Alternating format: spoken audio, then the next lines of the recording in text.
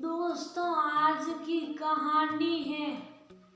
बेटा, इस तरह रोज रोज मायके मत आया करो। दोस्तों, कहानी शुरू करने से पहले अगर आपने चैनल को सब्सक्राइब नहीं किया हो तो कर लीजिए ताकि आपके पास पहुंच सके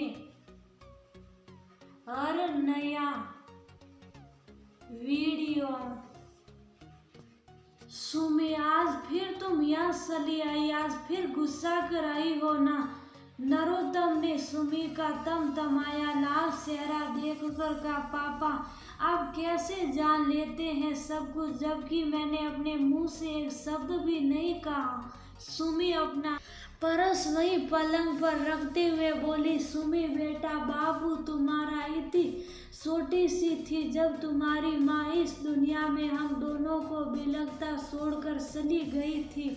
मैं तुम्हारी हर आदत से मैं पूरी तरह भली भांति परिचित हूँ। वही तो पापा, शायद मम्मी होती तब वो भी मुझको इतना ना समझ पाती, इसलिए तो मैं जब भी परेशान होती हूँ आपके पास आ जाती हूँ। सुमी नरोत्तम के गले रखकर बोली, चलो ज्यादा लाड दुलार नहीं, ये बात छोड़ो, पहले ये बताओ कि इस तरह हर बात पर गुस्साते हुए भाग भाग कर मायके आना क्या अच्छी बात है? क्या मैंने तुमको यही संस्कार दिए हैं कि हर बार ससुराल से गुस्सा कर मायके भाग आओ? नरोत्तम सुमी का हाल पकड़ कर बोले, आखिर क्या सोचते होंगे तुम्हारे ससुराल वाले मेरे बारे कि बताओ। नरोत्तम तो बड़ा अपनी बिटिया की तारीफ में कसीदे काटा करता था, लेकिन सुमी की माँ नहीं थी तो नरोत्तम ने सुमी को कुछ भी नहीं ढंग से सिखाया नहीं है। ये है सुमी और उसके पापा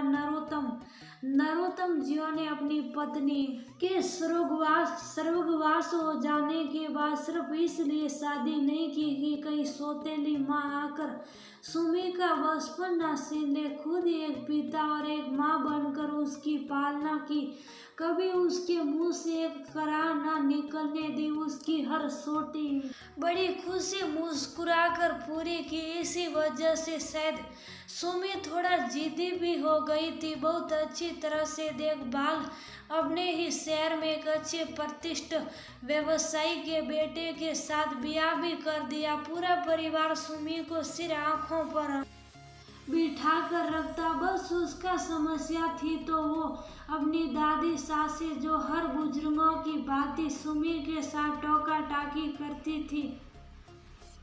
हालांकि सास निर्मला ऊपर से सुमी की पूरी ढाल बनी रहती, लेकिन फिर भी सुमी जरा जरा सी बात पर गुस्सा कर अपने पापा के पास चली आती। आज फिर जब सुमी इस तरह से चली आई तो नरोत्तम को लगा कि सुमी उनके प्यार का नाजायज फायदा उठाकर ऐसी गलतियां कर रही है, लेकिन आज उन्होंने सुमी को अच्छी तरह से समझाने का सोच ही लिया।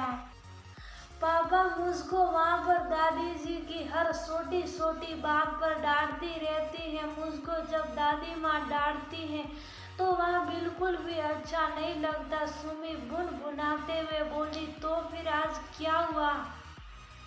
आखिर आज क्या कहा तुमसे दादी माँ ने? नरोत्तम ने सुमी की ओर ताकते हुए पूछा। पापा, मेरे बहुत जोरों से भूख लगी थी और मैंने खाना बनते ही सबसे पहले निकाल कर एक कटोरी दाल चावल खा लिया। बस दादी माँ बड़ी जोर से गुस्सा उठी कि तुमको इतना भी नहीं ध्यान रहता है कि सबसे पहले भगवान को भोग लगाया जाता है। पूरा सौगा जुठला दिया। फिर समधन जी ने कुछ नहीं कहा क्या? पापा मम्मी जी ने तो तुरंत दादी माँ से यही कहा कि अम्मा जी, अभी सुमी बच्चा है, सब कुछ धीरे धीरे सीख जाएगी। यही बात आप उसको प्यार से समझा दिया करिए तो वो ज्यादा अच्छी तरह से सीख जाएगी। आप हर समय उसको डांट देती हैं और वह बेचारी परेशान हो जाती है। सुमी बेटा, देखा ना तुमने कि कैसे समधन तुम्हारी ढाल बन जाती हैं। बेटा, ये बड़े बुजुर्ग हमारी भलाई के लिए ही टोकते हैं। हो सकता है कि मेरी परवरिश में कुछ कमियां रह गई हो, तभी वो तुमको और भी बहुत अच्छी तरह से समझाने का प्रयास करती हो, क्योंकि जो संस्कार एक माँ या एक महिला दे सकती है, वो संस्कार शायद एक पिता या एक पुरुष कभी नहीं दे सकता। बेटा, थोड़ा समय अपने आप को दो, उस घर में रसने बसने के लिए सबकी बातों की मतलब को समझने का प्रयास करो।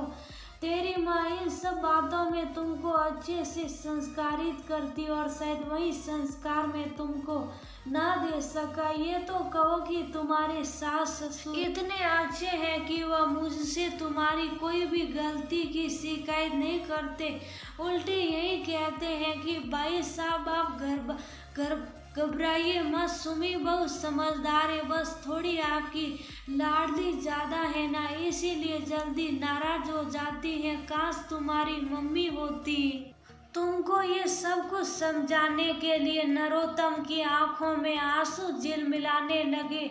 सॉरी पापा, मैं अलर्ट हूँ जो बिना कुछ सोचे समझे यहाँ आपके पास दौड़ती भागती चली आती हूँ, लेकिन पापा आपसे मैं आपके संस्कारों पर बिल्कुल भी आस नहीं आने दूंगी। इसके बाद आपको शिकायत का कभी कोई मौका नहीं मिलेगा। आपने मम्मी के ना होते हुए भी मुझको बहुत अच्छी तरह से पाला पोसा, मैं आपके सम्मान पर भी आस नहीं आने दूंगी। आज के बाद मैं पूरी तरह से उस घर में एडजस्ट करने की कोशिश करूंगी। आप खुद आगे बढ़कर मेरी पीठ थपथपाएंगे। इस बार सुमी नरोत्तम का हाथ पकड़कर बोली और तुरंत ही सुमी उल्टे पैर वापस ससुराल चली गई। बेटा, मैं भी तो बस यही चाहता हूँ, नरोत्तम मन ही मन में बोले और उन्होंने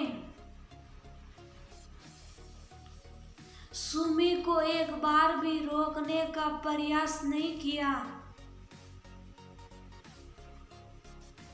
क्योंकि वो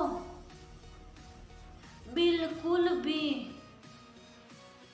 नहीं चाहते थे कि उनकी जरा सी गलत शहर से बिटिया का परिवार बसने से पहले ही उजड़ जाए।